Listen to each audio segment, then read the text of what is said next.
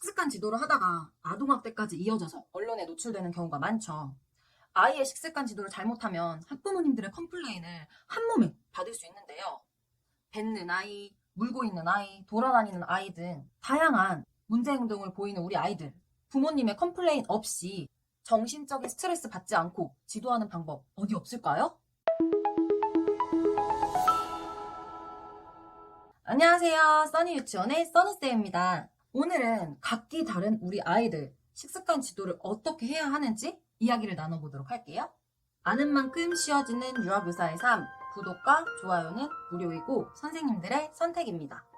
첫 번째는 유형 찾기예요. 아이가 밥을 먹지 않고 돌아다니는 경우, 먹기 싫은 음식을 먹을 때 뱉는 경우 등 식사 시 아이들이 보이는 문제 행동은 굉장히 다양하죠. 먼저 아이가 어떤 유형에 속하는지 파악해주세요. 두 번째는 원인 찾기와 지도하기예요. 어떤 유형인지를 파악했다면 그 원인을 찾아야 되겠죠. 보통 식습관 지도 시 문제 행동을 보이는 원인으로 세 가지를 예로 들 수 있는데 가정에서의 잘못된 식습관 지도 혹은 양육 태도 그리고 아이의 타고난 기질이에요. 예를 들어 첫 번째, 돌아다니는 아이예요. 돌아다니는 아이의 경우 식사의 즐거움을 느끼지 못해서 식사보다 놀이가 더 즐거워서 인 이유가 모든 아마 원인들의 베이스일 거예요. 그럼 먹는 것에 흥미를 느낄 수 있도록 노력을 해주셔야 하겠죠. 교사가 식사를 할 때 옆에서 함께 앉아서 먹으면서 놀이를 해주세요. 음식 색깔 맞히기, 음식 이름 맞히기 같은 형식으로 음식에 식사하는 것에 관심을 가질 수 있도록 유도해주세요. 이때 처음부터 기대치를 너무 높게 잡지 않으셔야 하세요. 그 아이는 먹는 것 자체에 흥미가 없는데 놀이가 너무 재밌는데 가만히 앉아서 식사하는 시간이 얼마나 재미가 없고 괴롭겠어요. 그렇기 때문에 처음에는 앉아서 몇 숟가락 소량의 양만 먹고 점차 늘리는 적절한 교사의 비계 설정이 필요해요. 두 번째는 음식을 입에 물고 있는 아이인데요. 음식을 물고 있는 아이의 경우 대부분 그 음식을 먹기 싫다거나 씹는 것 자체를 거부하는 아이일 수 있어요. 그럼 부모님과 이야기를 해서 가정에서 음식을 씹어보고 어떤 음식인지 맞히는 게임 같은 놀이로 씹는 식감을 재미있게 익힐 수 있도록 도와달라고 요청을 하세요.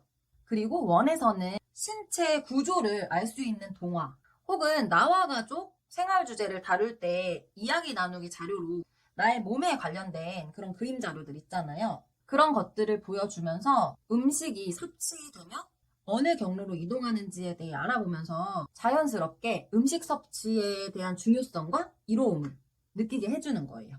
마지막 세 번째는 뱉는 아이인데요. 편식하는 아이겠죠. 그런 아이들은 보통 기질적인 부분이 원인이 되는 경우가 많아요. 편식을 하는 아이들의 대부분은 구강 내에 감각이 굉장히 예민해요. 성인이 보통 느끼는 감각의 3배 이상의 감각을 느낀다고 해요. 그럼 당연히 다른 사람들보다 거부스러운 감각이 더 배로 크게 느껴지겠죠. 근데 그걸 골고루 먹이겠다는 이유로 강요를 하면 아이는 식사 시간이 너무 괴로울 수밖에 없어요. 그렇기 때문에 이런 유형의 아이들을 지도하실 때는 다른 아이들과 똑같은 양을 먹어야 한다고 생각하지 마시고 소량으로 먹여보시되 이 또한 거부를 한다면 절대 억지로 먹이지 마세요. 물론 아이가 음식의 맛을 보지도 않고 모양만 보고 먹기 싫다고 거부를 하는 경우도 있어요. 그때는 최대한 아이가 맛을 보고 스스로 선택할 수 있게 해주시는데 어떤 아이에 따라서는 그 구강 내 감각이 아니라 시각적인 부분으로 인해서 거부 반응을 또 크게 일으킬 수 있다고 하니까 이 부분에 대해서도 어느 정도 존중을 하면서 지도해 주셔야겠죠. 만약 교사가 봤을 때 진짜 손톱만큼 소량이지만 먹으려고 노력을 했어요. 그랬을 때는 진짜 과하다 싶을 정도로 칭찬을 많이 해주세요. 어른이 봤을 때는 소량일 수 있지만 아이가 봤을 때는 굉장히 크게 느껴질 수 있고 그것을 먹었다는 건 진짜 쉽지 않은 어려운 일을 아이가 해낸 거잖아요. 그러니까 진짜 과하게 리액션을 해주시면서 큰 칭찬을 해주세요. 여기서 잠깐 아이들이 보다 식사를 즐겁게 할 수 있는 써니쌤만의 팁을 알려드리도록 할게요. 학급 운영을 하실 때 보통 식사 후에 놀이를 하게 되잖아요. 가끔씩 식사를 마친 모든 아이들에게 젤리를 준다든지 맛있게 잘 먹은 아이들에게 칭찬의 의미로 도장이나 스티커를 붙여준다든지 이런 방법을 활용하시면 아이들이 보다 더 즐겁게 식사에 참여할 수 있어요. 다음은 식습관 지도를 하실 때 꼭 하셔야 하는 것들에 대해서 이야기를 해보도록 할게요.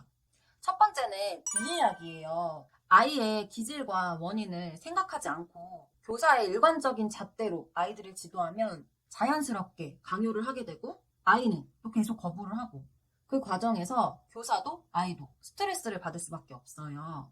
그렇기 때문에 아이의 문제 행동을 보이는 그 원인을 찾아서 아이에 대한 이해의 폭을 넓혀 주셔야 감정적으로 지도하지 않고 올바른 식습관 지도를 할 수 있습니다.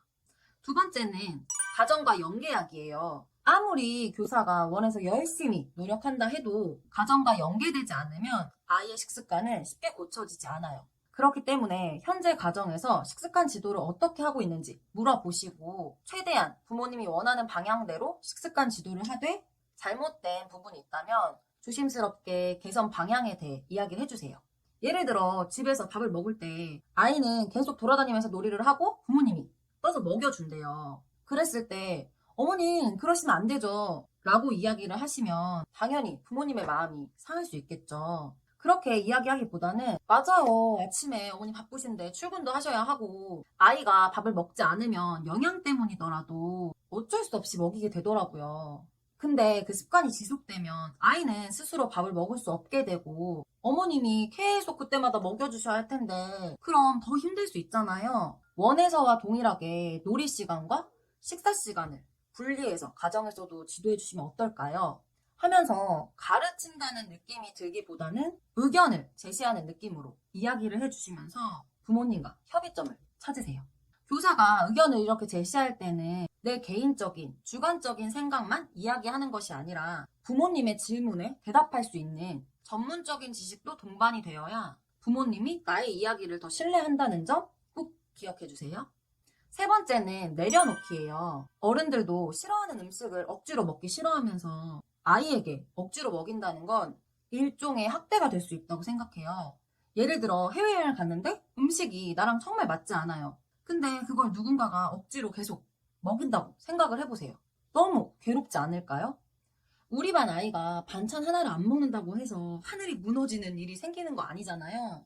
원래 우리 교사들의 점심시간이라 함은 아이들이 먹다가 흘린 거 닦아야 하고 더 먹고 싶다고 하면 더 줘야 되고 정리해달라고 하면 정리해줘야 되고 내 밥은 입으로 들어가는지 코로 들어가는지 모르는 시간인데 거기에다가 아이와 밥 가지고 실랑이까지 하게 되면 더 힘들어질 수밖에 없겠죠. 물론 교사로서 더 좋은 방향으로, 옳은 방향으로 아이를 지도해야 하는 건 맞지만 아이의 개별 성향과 환경, 타고난 기질을 존중해주는 것이 먼저라고 생각해요.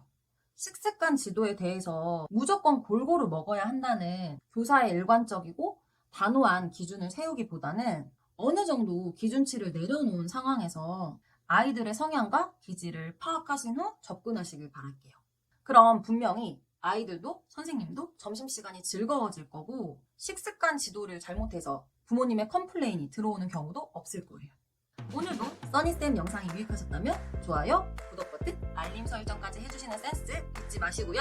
다음에 더 유익한 영상으로 만나요. 안녕!